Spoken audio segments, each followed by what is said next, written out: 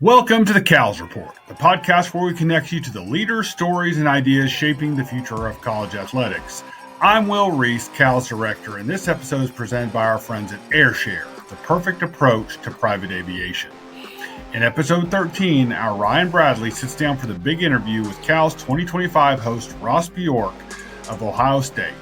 Ross shares what he's learned in his first year leading the Buckeyes, lessons from a national championship run, and how Ohio State is navigating the new realities of revenue sharing, NIL, and fan engagement in one of the most dynamic eras in college sports. And he also shares what we can expect from Cows in Columbus coming up in October. We're also joined by Dylan Haynie, Chief Revenue Officer of Airshare, to talk about how Airshare partners with universities and athletic departments to maximize efficiency, stretch resources, and provide reliable access to private aviation across the country. Thanks for joining us for this episode of the Cows Report, where the conversation continues long after the event ends.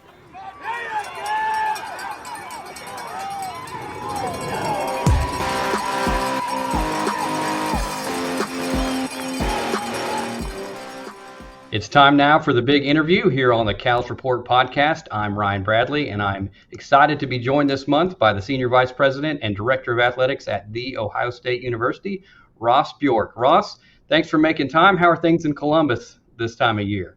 Things are going very well, Ryan. Thanks for having me on. I'm glad we coordinated our sport coat game this morning with the gray and the white shirt. So great minds think alike. But no, thanks for having me on. Things are going well here in Columbus. Definitely on the same page. Excited to dive into this conversation with you. We'll start with recent history. A little bit over a year ago, you stepped into one of the most visible and complex jobs in all of college athletics.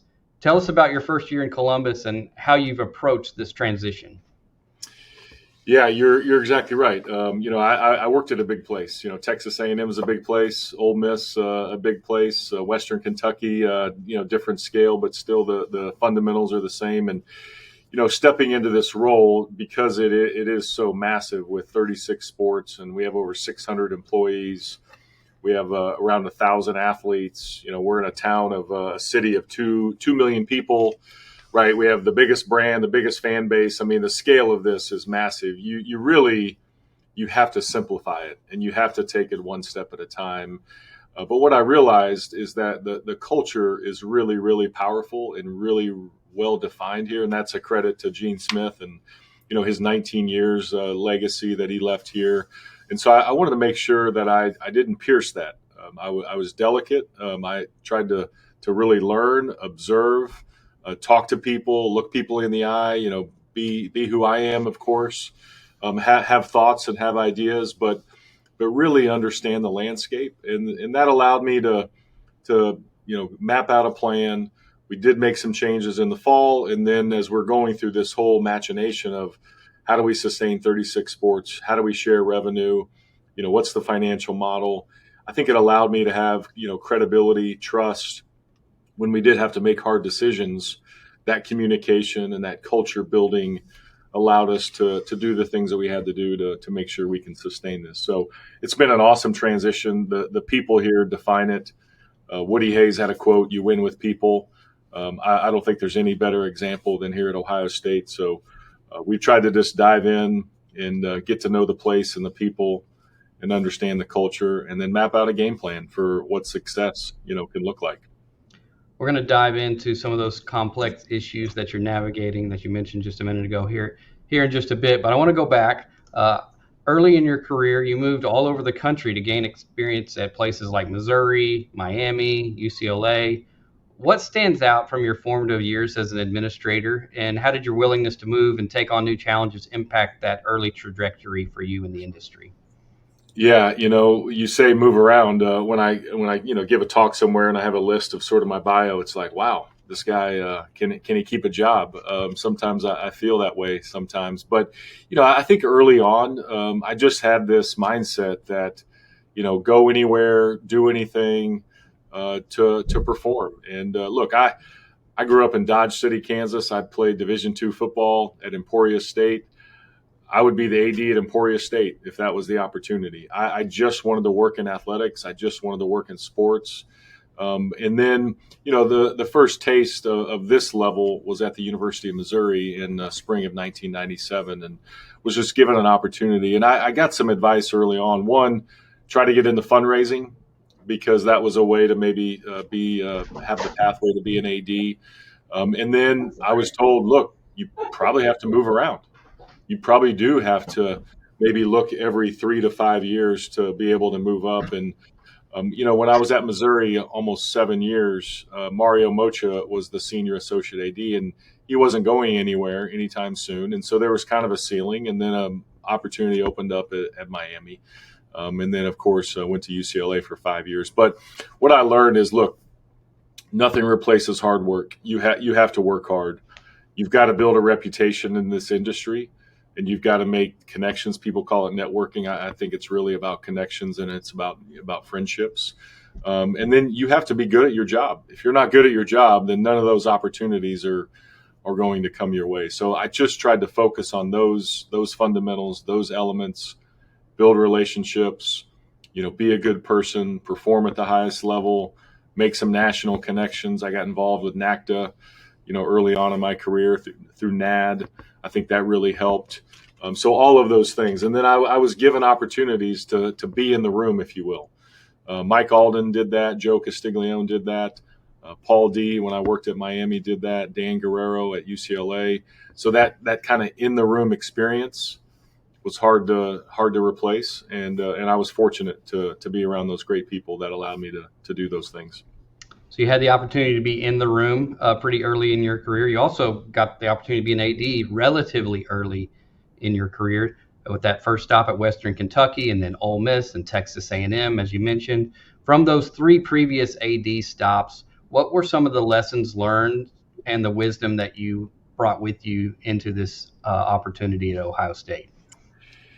Yeah, I think when you first become an AD, you think that you've got to do everything. You've got to be involved in everything, and not that you want to micromanage per se. There's some people that do have that style, and that's okay too. But I thought, gosh, I have to be involved in everything. I've got to make every decision. You've got to have input on everything. And so as you grow and learn, you have to really learn to take a step back. You have to, trust your people. You have to let them do their jobs. There's some times where you don't need to have an opinion on everything, right? You need to step back, because you might need to use that opinion later if something goes sideways or there's a big opportunity, and if you held your powder, if you will, then maybe that's better to be strategic. So I learned that piece of it. I also learned that look, social media. When I was at Ole Miss, I thought, boy, I've got to reply to everything, and everybody that tweets at me, I'm going to either say something good or come back at them. And you can't do that either, right? You can't listen to that stuff. And so, here at Ohio State, it's a massive microscope. I mean, we have the biggest, I think, media base, perhaps in college athletics. Again, we're in a city of over 2 million people. I call ourselves, we're a public trust of the state of Ohio.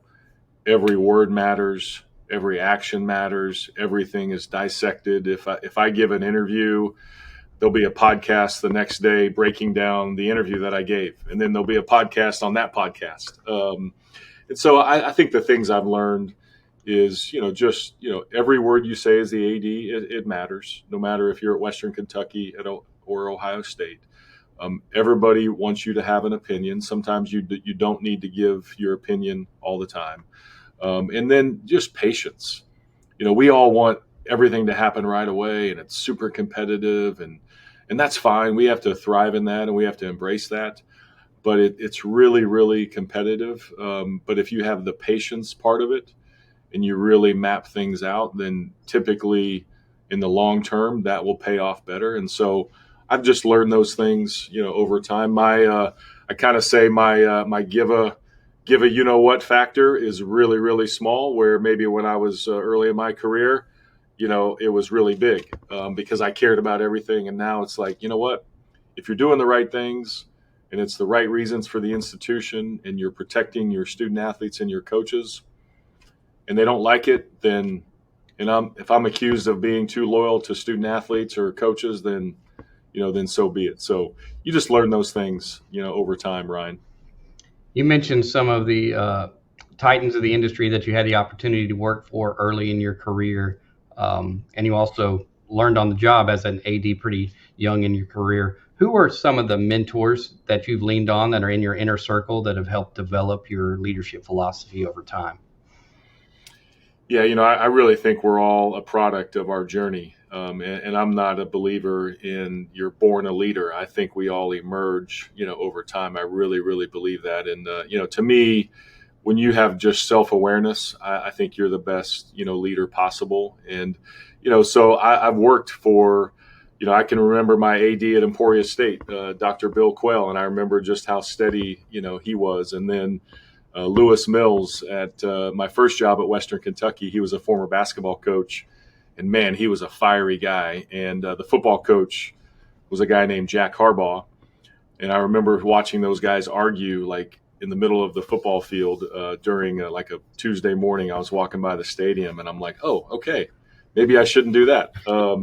And then, working for Joe Castiglione and Mike Alden, at Missouri, Mike was super aggressive. Joe, more steady. Mike, super aggressive. Paul D, most passionate AD I've ever been around. I mean, he would jump up and down. He'd get fired up. He'd kick and scream a little bit. So sometimes you had to deal with that. And then Dan, just patience. So, look, every AD that I've been around, I've learned something from. I was fortunate enough at UCLA to be around Coach John Wooden and still take a lot of his principles and leadership lessons. And he really called himself more of a teacher than a coach. First time I sat down with him, I asked him, what advice do you have for me? And he said, Ross, I'm not going to give you advice, but I'll give you my opinion based on experience. And to me, what that is situational leadership, right? And so what's the situation? What does it call for? Does it call for you to be really firm? Does it call for you to put your arm around somebody? I've really just learned all of those things. And then, we all have sort of our group. I'm really close with a group of ADs around the country. Greg Burns, Scott Strickland, Chris Del Conte, Whit Babcock, John Curry, Bubba.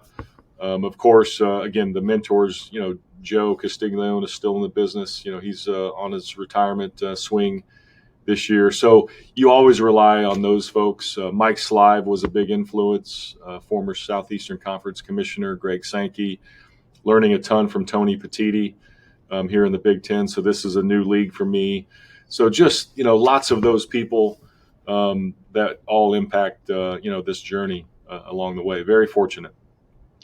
You've been at some big places, as you've mentioned. You've seen a lot of things, but I'm curious, in your first year at Ohio State, were there any wow moments where you're like, okay, this is different, this is new, this is why I came to Ohio State? What stands out in terms of things that really impressed you or made you recognize, hey, this place is on another level?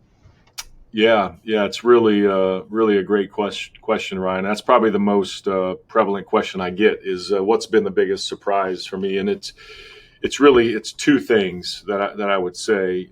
One, because I mentioned the scale of this place, and it's massive, and every layer is a massive scale. But it's really a small town in a big city, meaning that the people matter and the relationships matter, and no matter what setting you're in, there's so many connections, of being a Buckeye.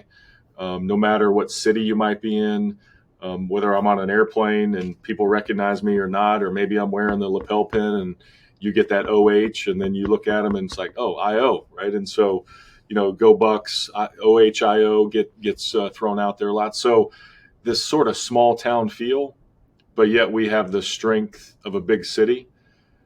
I didn't really anticipate that. And maybe I should have understood that piece of it, but that is a powerful tool that we cannot overlook, is that this small town feel, but we have the resources of a big city. And so that piece has really been kind of an aha moment. And then really going through the national championship run, really getting more ingrained in the community and really our data and our strength. There is still an upside here. There really is. We already have a lot of things that put us at the biggest scale, whether it's budget, whether it's, again, fan base, sponsorship, etc.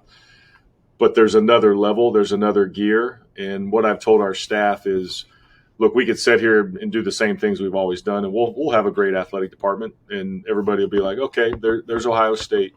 But if we lead, engage, if we activate these concepts, these ideas that we have, all the resources that we do have, there's another level here. There's another gear that Ohio State has, just from an engagement, resource, sort of fan base perspective. So those are the things that we're tapping into, whether it's data analytics, whether it's almost like a statewide political campaign where we go out and meet people in their cities and do those sort of touch points. Again, people own this program. And when you have that mentality, you really have a powerful tool that we can capture. And so I see this wow moment was, oh, wow, we could actually go even higher. And so that's exciting for us, and especially in this new era where we're all chasing whatever third-party NIL looks like, revenue share, incremental revenues to support our athletes and our programs and stay competitive. And so that's an exciting wow aha moment that has struck me, especially in the last 8 months or so. One of the differences that you touched on was the large sports sponsorship portfolio that you have at Ohio State.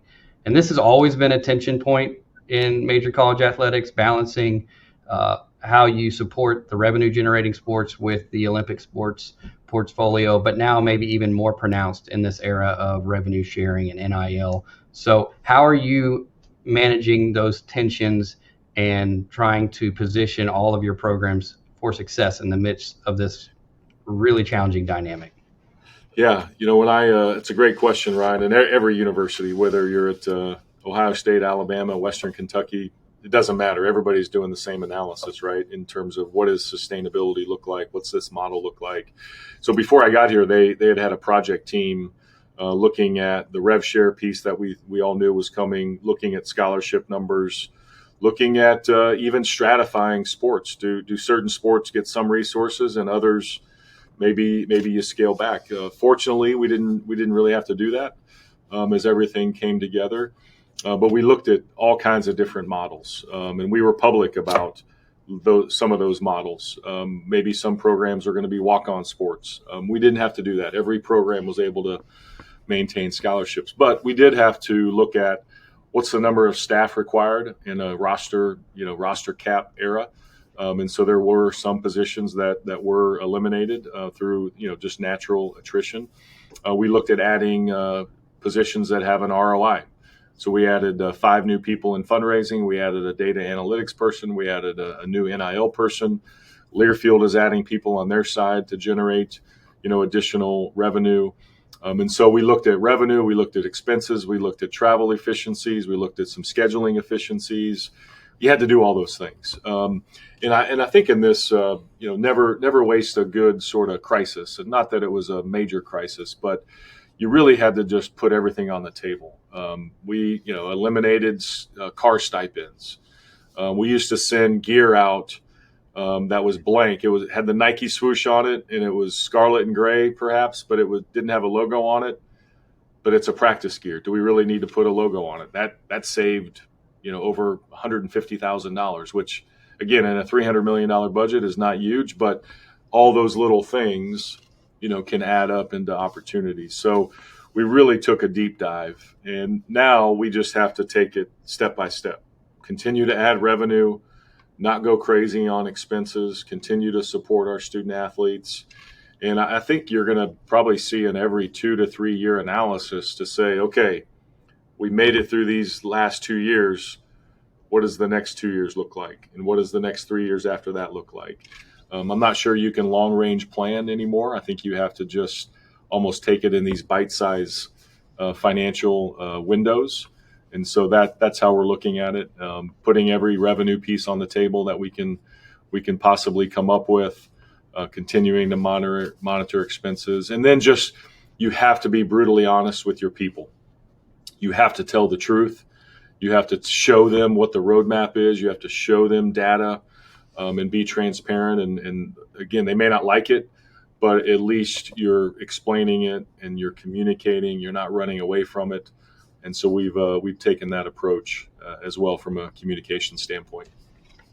Switching gears to the external, more fan-facing aspects of the role, you're coming into this place that's steeped in tradition.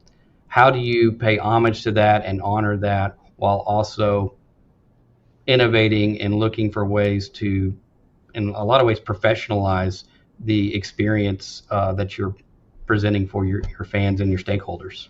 Yeah. Again, Ryan, I think it's a lot of the same principles, right? Make sure we communicate really, really effectively. Make sure we explain things, on the front end. Obviously, the need.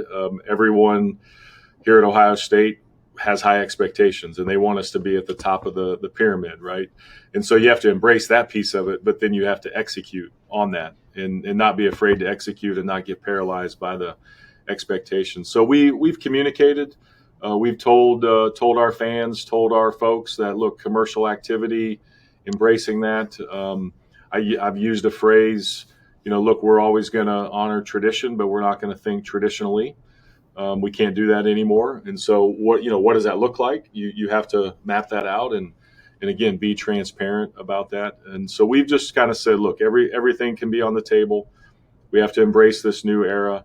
I think when you look at facilities, when you look at the future, I think you're going to have facilities that generate revenue and you're going to have facilities that support your athletes. But the revenue piece, anytime you touch, especially your stadiums where you're playing games, I think revenue has to come first.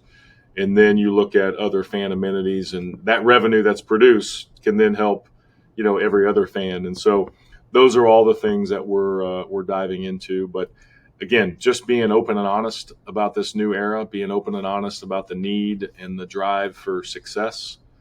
I think that's a way that we can all be successful in this new era of just explaining things transparently. Last year, I'm sure, memorable for you in many ways, but one of them for sure was a national championship in football in your first year as the AD at Ohio State. Reflecting on that experience, what memories stand out? What were the lessons learned from the story arc that was the 2024 college football season at Ohio State? Yeah, I mean, gosh, lessons. I don't know if we have enough time. There's so many, and look, a lot of this was built obviously, before I got here. So credit to Coach Day for having a game plan. Gene Smith for providing resources and laying out that plan. And my job was really to come in and just help, and just maybe try to be a chief cheerleader, if you will. And I think going back to the mentors that that I've been around, I think one of the key things that I've always believed in is never too high, never too low, right? Is it as bad as they say it is? Is it as good as they say it is? So we lost to Oregon, and it's okay, maybe not, maybe this is not the year. And then then we got back on track, and then we stubbed our toe in the last game of the season, and everyone woke up on December 1st basically looking around going, oh my God, what's going to happen? But in this era, we were alive. 12-team playoff. In the previous era, we would have been out. You lose 2 games, you're out. And so because of that, one, you learned, don't ever get too high or too low. In this era, you're always in it. And here at Ohio State, we expect to be in it in most years, if not all years, right? Especially given an expanded playoff. And so I really learned that, look, that game against our rival means so much, and you're never going to de-emphasize that game. But in this new era, we could play them 3 times in 1 year. You could play them in the regular season, a Big Ten championship, and a playoff game. And so understanding that dynamic, understanding that balance, supporting your players, really I've learned a lot about Coach Day and the type of person he is, the type of leader he is, how much these players, they love him. And when you have that ingredient, it's really, really powerful around your culture. So I learned that piece of it. Buckeye Nation is super, super passionate. So you learn that piece of it, the good and the bad. You got to take all of it. So I learned those pieces. But then I also learned that when you do have a setback and you regroup, the powerful story I think the how this happened, winning a national championship, the roadmap and the how is really just as powerful as the trophy, that sits in the trophy case. That's sort of the what, but I think the how is really, really powerful when you think about, some of the young men who persevered, some of the young men who came back. Again, Coach Day and, losing that game. And, we've lost 4 years in a row, to we call them the team up north, to University of Michigan. We've lost 4 years in a row, and that game means a lot. And so we got to get back on track, and everybody knows that. But then we went on to win a national championship. And so just the meaning of everything was so powerful. And then you have the business side. How do you capitalize on it? How do you monetize it? How do you then take it to the next level to, build a building or redo your stadium or, whatever it might be. So then you capitalize on those pieces as well. Thanks for that question, Ryan. That really, again, in my first year, very humble to be a part of it, was really just along for the ride. And now we get to, build on it and grow from here.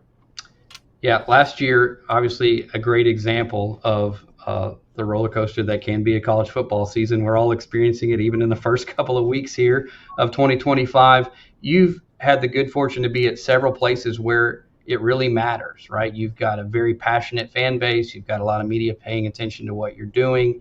So you've had a lot of reps at what this looks like. And you want it to matter. That's part of what the juice is, part of what makes it great. It's also what can make it really challenging.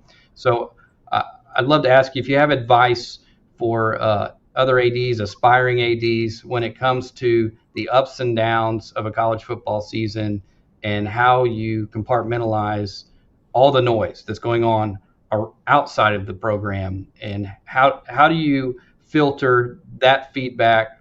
What do you do with it? How does it impact your day-to-day and your thought process as you're trying to support your coach, support your program, but also make sure that you're in tune with the voices that really matter? Yeah, I think the key word you use there, compartmentalize, right? And you can't say, don't listen to it, turn it off, don't read them. Like, you can't say that, right? Especially in today's world, there's too many things pinging at you. And so to me, it's when you do see it, when you do, understand that it's out there, and you do, how do you pivot on anything? Do you adjust on anything? Do you stay to your principles? Do you not get rattled? Again, I think that mantra, never too high, never too low, compartmentalize, the information, be strategic. Again, sometimes it's better not to say anything. And a lot of times we're tempted to just race out, and tweet back at somebody or go on a, interview and say something. Sometimes, let it die. Don't give it any more noise. Don't fuel the fire, if you will. And that, when you're young, that's hard to do. But I think as you get more experience, and again, as you observe and really watch, I think that's what you have to do. And then, if you do need to have something, you have relationships that you build in the media, you build trust among your media, colleagues. They have a job to do as well. And so, look, after the game, the last game of the season, I was getting all kinds of outreach about the status of Coach Day. And a local reporter, he happened to reach out to me at the right time. And I said, okay, I'm ready to talk. And I just laid it out about why Coach Day is the right guy. And so, I think when the time is right, you can be convicted in your message, and you can be strategic in that message. But, being thoughtful, strategic, compartmentalizing, those are all the things that come with it. Because if we really let the noise pull us, then that's where it can really crumble. And so it takes discipline. It takes some experience. It takes working with communications folks, like yourself, and getting all kinds of advice. And so those are all the things that I try to work with when there is something that hits our desk that, that is a challenge. I want to zoom out for just a minute. We had a very busy summer. We now have the establishment of a new college sports commission, the NIL Go process underway. I want to get your thoughts on how you feel like we're recording this interview in mid-September. I always want to timestamp these conversations. Right. what are your early thoughts on some of these new processes and entities and how they're working and how you envision they're going to impact the future of college athletics for good, for bad? Where do we need to continue to evolve?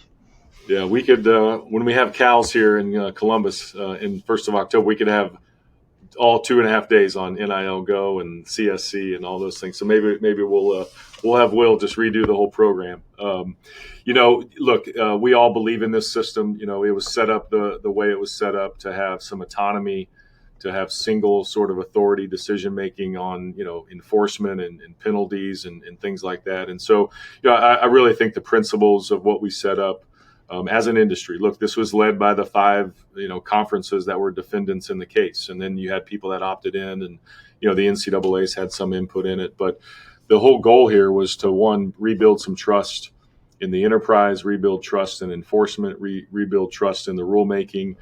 So the structure, I believe, is the right structure. However, we're just off to a late start. The settlement got decided later than we anticipated. July 1st came really quick after Judge Wilkin approved everything.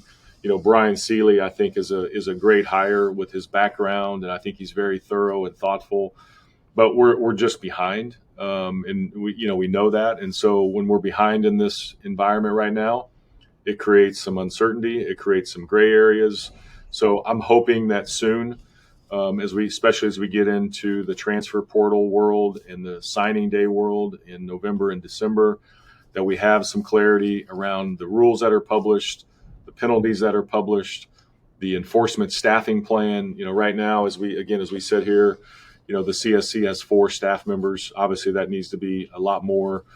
So there's still a lot of belief. There's still hope, but we need to see this roadmap, really outlined. And I know it's being worked on. I know people are pushing, but that's the toughest part, is that we just got a late start. But the coaches want clarity, the athletes want clarity, our staffs need clarity, the enterprise needs clarity.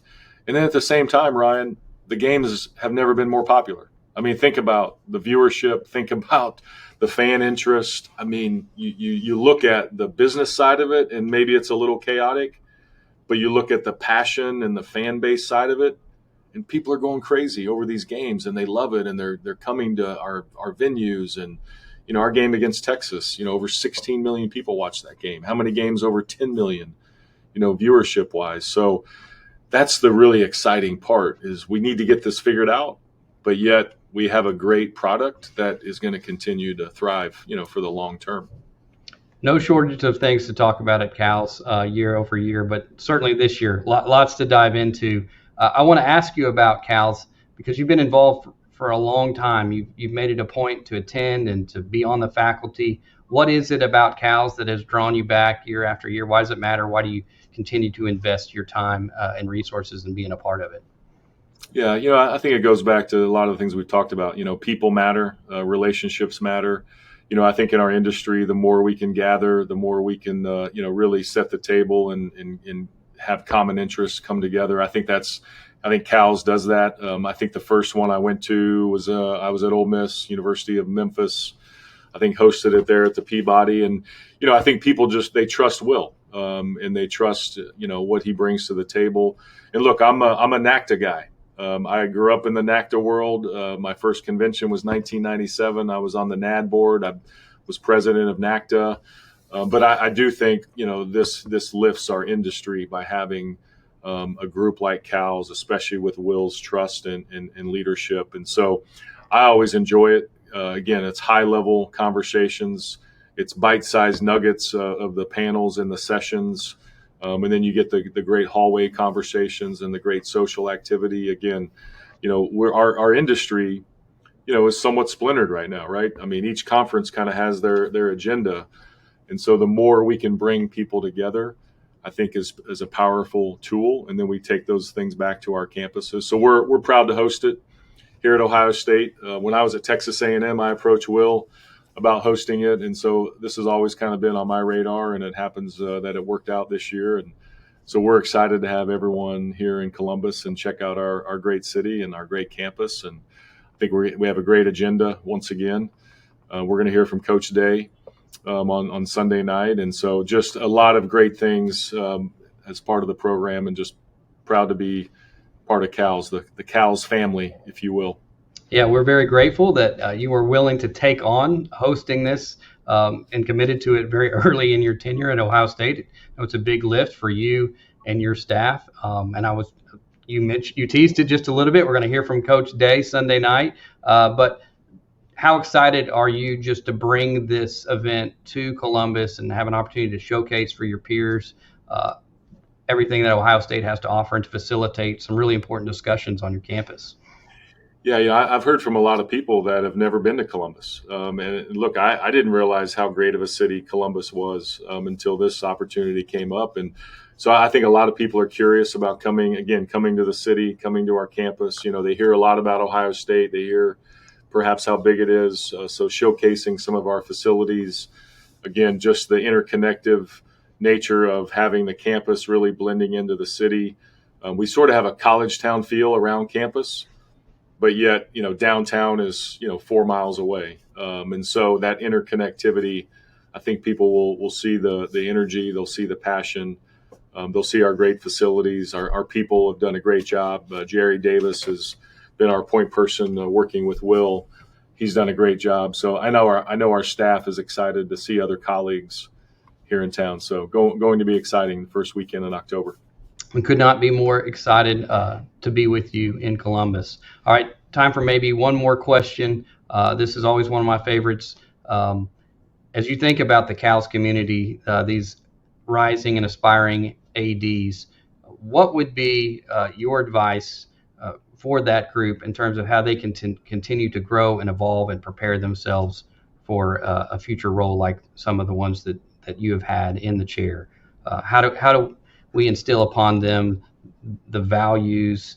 Have they changed at all, as the industry is much different than it was when you got into it? But are those core values and those core skills, do they still apply? What does this group need to be focused on in order to ensure that they're prepared to be successful in the role? Yeah, I think it's a great question, Ryan, and that's what we're all seeing right now. And I think for those aspiring ADs, for those growing up in the profession, I think the key word is adaptability and always having the willingness to learn. We're getting a lot of sort of outside noise right now about people telling us how we should do our business and coming in with all these sort of fixes and all these new ideas. And if we can't do it ourselves, if we don't have the adaptability, then we're going to continue to get that. So the young people should really learn. They should really gather as much information as possible. They should keep themselves well informed. Obviously, they got to kick butt in their job. They've got to do a great job. They've got to produce, but building relationships is still part of it. Networking is still part of it. Coming to things like CALS and going to NACDA, the convention, don't ever take those things for granted, because those things I think are going to be timeless. But in this new era of, again, all the things we're dealing with, being sort of just well versed as a generalist, I'm not just an expert in fundraising, right? I've got to know fundraising, but I've also got to know player activation and NIL activity, and then I've got to know what is the CSC. And then what is the role of the NCAA and what are the congressional pursuits happening? You really have to pay attention to the entire industry. Those are the kind of leaders that I think will continue to thrive and be able to get AD jobs and, evolve. And, there has been some outside hires from people outside the industry, but most of them have still been people within our industry. And we want that to continue, obviously, because I do think we can adapt and evolve. But we have to be willing to grow. We have to be willing to change.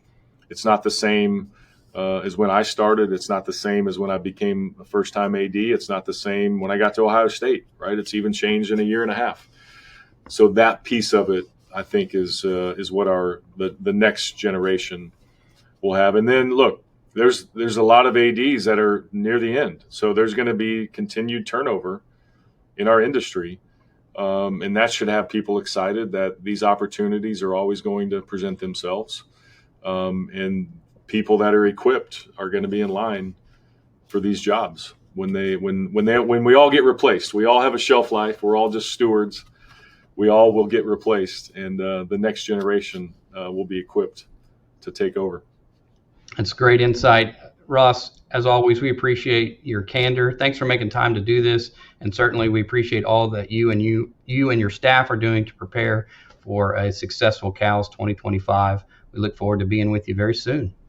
Absolutely. Thanks for having me on, Ryan. All right. Thanks, Ross.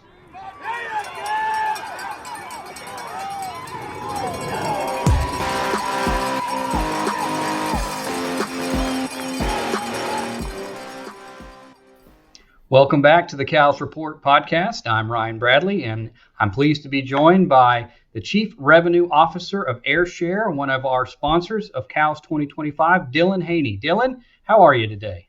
I'm doing great, Ryan. Thanks for having me. Absolutely. Excited to learn more about Airshare, your involvement with CALS, and the things that you offer that could be very viable and helpful to our constituents in the CALS community. So why don't we start with your involvement with CALS. Tell us about your relationship with CALS and how exactly you got involved. Well, we've supported a number of universities for years, predating our relationship with CALS. And so really it was spawned out of that. It was an opportunity to kind of spread our message, so to speak, on how our program is unique and can really help universities get the most out of their dollar from an efficiency standpoint. And so that's where the relationship started. We've sponsored CALS for a number of years. We took off COVID and then a couple of years, after that, but re-engaging really in the context of, I know many of the ADs, we sponsored the dinner the first night for several of the years, and many of them had heard me speak to this. But we were, at the time, a very centralized program. We only sold to customers and universities in the central U.S. And so after I would get up and speak, inevitably I would have someone from the East Coast or the West Coast come up to me and ask me about our services and really felt like it could be a fit. And I would have to let them down easily in the fact that at that point we were not servicing either the East or the West Coast. And so the nice part of the reason we're back is that now we are servicing the entire U.S. from a sales standpoint. We always would fly our customers anywhere they needed to go, but from a sales standpoint, we limited that historically to the central U.S. So tell us more about that expansion, how you've grown, and how that impacts the service offerings that you can provide. So, maybe I should back up a little bit and talk about the breadth of services that we do provide. We're unique in the private aviation space, in that we're really in all three lanes of private aviation. What I mean by that is that if you simply need a one-off charter, you need to charter an airplane for a specific flight, we do that. We also are in the fractional space, which is where it all started. We're celebrating our 25th year in the business this year, and actually in September. But we started in the fractional space, and so we are in that space as well. And then thirdly, we're in the whole aircraft management space. We've got about 100 airplanes or so that we manage for people who have bought their own airplanes but are looking for a service like ours to manage that and bring some efficiencies to what they do. And so by being in all three lanes of private aviation and now expanding from coast to coast, it certainly is putting us in a position to serve all the universities, not just businesses and private individuals. Tell us a little bit about the aircraft that are featured in your fractional program. You mentioned that was kind of your founding service offerings, your bread and butter, so to speak. Tell us, what does that fleet look like and what made you select those aircraft? Well, we operate both the Phenom 300 and the Challenger 3500. So for those familiar with those airplanes, the Challenger 3500 is really the Challenger 300 that the next iteration was the Challenger 350, and now it's called the Challenger 3500. But the reason we selected that airplane is it has led, as far as from a delivery standpoint, the industry from probably about, 2007 in the super mid-size space. It's led the entire industry from all airplanes manufactured since probably, the last 5-6 years. And so the Challenger 350, 3500 was really where we want it to be. It's really demonstrated reliability, not just for us, but for all the competitors that also operate that airplane. On the smaller end, the Phenom 300 has also been a leader in its category in the light, super light space. It's probably held that recognition since probably about 2013, 2014. So both airplanes are very strong in what they do. And when you operate a fractional program where we put a lot of time on our airplanes, so we put 800 to 1,200 hours a year on our airplanes, you look first for dispatch reliability, and then you look support from the OEMs. And we've got great partnerships with both Bombardier and Embraer. Tell us a little bit more about the fractional program and maybe how it differentiates from some of your competitors in the space. Sure. So our fractional program from inception since 2000 has been a days-based model. And what I mean by a days-based model is that if you look at our competitors, most all of them are hours-based. And so with them, a 1/16th interest, if you buy a 1/16th interest, you're entitled to 50 hours of utilization a year. With us, a 1/16th entitles you to 20 days of access a year, and we don't limit the number of hours you fly on those days. And so, as is the case with many universities, they tend to fly more in a day. They're popping from place to place, or they're going out and they're coming back, or they're doing singular longer leg trips. And so we tend to be a really good fit for universities and businesses alike. So if you do the math, and if I think about some of the universities that utilize us, some of them are using on average, as many as 5 hours a day. Maybe they're going 2.5 hours out having meetings and doing 2.5 hours back, or they're recruiting where they start, at 7 in the morning and they go all day until they end. If you do 5 hours a day on average across those 20 days, you get 100 hours out of our program versus 50 hours with our competitors. And so it's a demonstrative difference in a cost per hour because, as I referenced before, most all of our competitors operate the Phenom 300 and the Challenger. They're wonderful platforms. And so the purchase prices are comparable in our program as they are with our competitors. The monthly fees you pay in order to pay for the insurance and hangaring and oversight of the airplane, those are about the same because it's the same cost for pilots in the industry, whether it's the competitors or our airplanes are operating. And then thirdly, if you get double the number of hours, now you're taking those fixed costs and you're dividing it over double the number of hours. It's going to be a much lower cost per hour. You mentioned you're already working with some universities. What has been some of the feedback from those schools that you've worked with in terms of how they're utilizing the services and how it's working for them? Well, not only the universities that we currently service, but also ones that I've talked to, whether at CALS or in individual meetings with them. What I hear over and over again is the first place universities look, as they should, are to alumni airplanes that are made available to them. But in a lot of cases, I'd say most cases, there's a, what am I trying to say here? There's a diminishing return on those resources. Many of those customers own their own airplanes. Alumni own their own airplanes because they have a high need for those airplanes. And so it turns into a conversation about a phone tree. And going down that list as you're trying to satisfy the demand that your coaches need with the supply that you have. And so many of them reach a point where they need a backup. They need someone that they can call and they know they're guaranteed access to an airplane. Still look to the alumni first. If you can secure the airplane, that's great. But you need the peace of mind that you have a backup. In other cases, we've seen that go so far as, they're discussing with their alumni-based donations so that it's amount of money, not access to the airplane, so they can go buy the resources that they need. And it's a dedicated, one call, you're done, you can move on with your day and you can be more productive. As you've expanded from coast to coast and you have this fleet, what kind of realistic timelines can you offer to those athletic directors and administrators that may need to work through that call chain and realize, okay, we need a plane, we don't have an alumni plane available? How quickly can you help them match the need with an aircraft? Well, it can be same day, but from a guaranteed standpoint, 48 hours. So if you give us 48 hours notice, you're guaranteed an airplane. Inside of that doesn't mean we can't service you.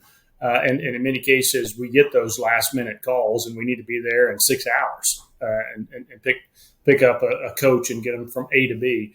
And we've done that many times. With the changing landscape of college athletics, there's so much going on in recruiting and in fundraising and many places that ADs and coaches need to be. Efficiency has become more critical than ever. How has Airshare built your business model to help ADs and coaches and athletic departments really maximize the efficiency of their time in working in this space? Well, the landscape has not become less competitive. It's only become more competitive. And so you need to be there, as you always have been. But it's always been a product of resources as well. We're all businesses, and we're limited by the resources that we have. And so you need to have an efficient spend of those resources. And that's really where, based on my experience and how universities fly, our program can get the most. I mean, if you think in terms of getting 75, 100 hours out of our program versus 50 with another program, it would mean you'd have to buy another share with the competitive program to get the same number of hours. And so that's really stretching the dollar. And it's the same airplanes. So you're getting the same equipment. You're getting the same experience. But at the same time, if you're flying the right way, you're flying for less. And don't hear me wrong. Many of our universities, they have need to fly 1 hour, 2 hours in a day. That's it. And that's fine. But on average, they tend to fly more. And that's really where our program shines. That makes sense. I'm curious, is Airshare involved with any professional sports properties or athletics adjacent industries that you may also have business in and are continuing to build up your portfolio? Well, you may have, over time, many of the ADs, coaches may recognize us from Patrick Mahomes and Andy Reid and the Chiefs. We are based in Kansas City. We certainly had that relationship for a long period of time. We also have a relationship with the PGA of America. And specifically, it's the access to the PGA Championship. We've done that now for a couple of years. And then also the Ryder Cup that's coming up at the end of the month.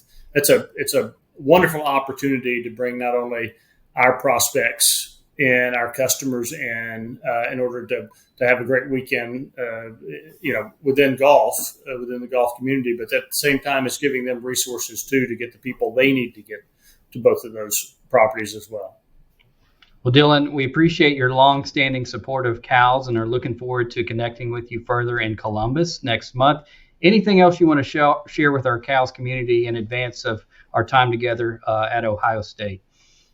Well, I appreciate the opportunity. What I would say is one of the things that I haven't spoken to that's unique to our program versus our competitors, and this really speaks to how coaches, specifically ADs too, but how coaches utilize aircraft when they use them. And that is, our airplanes stay with you if you need them. And so let me give you some context. Many of our competitors, if you have a flight in the morning from 8 o'clock, you're going to land at 10, but then you're going to leave at 5 o'clock in the afternoon. That airplane will drop you off and it'll go to service someone else. They'll bring another airplane in at 4 for your departure at 5. That's another unique aspect for us. And it's really perfect for universities, perfect for business travelers. Our airplane and crew sits there with you. So when you land at 10, they're waiting. If you get out of your meetings at 2 o'clock and you're ready to go to your next location or you're ready to go back home, then we're sitting there waiting. Just you send us a text and we're ready to go when you get there. That's great insight and definitely demonstrates even more value in terms of the partnership that Airshare can offer to our constituents and many of our schools in the CALS community. So again, Dylan, thank you for the time. Thank you for your ongoing support and partnership with CALS. We're excited to be with you next month in Columbus and look forward to visiting with you more then. Ryan, I appreciate it. Look forward to seeing everyone at CALS. All right. Thank you, sir. Thanks for listening to episode 13 of the CALS Report. A big thank you to Ross Bjork for sharing his perspective on college athletics today, and we can't wait to get to Columbus for CALS 25, October 5th through 7th. Also, a big thank you to Dylan Haynie and our partners at Airshare for their support of CALS 2025 and today's podcast. You can find the CALS Report on YouTube, Apple Podcasts, and Spotify. Be sure to subscribe so you never miss an episode. And don't forget to follow us on social media at AD Symposium on X and at the Cows Report on Instagram and LinkedIn. You can also visit us anytime at adsymposium.us for event details and more content. Until next time, stay connected, stay inspired, and keep leading the way in college athletics.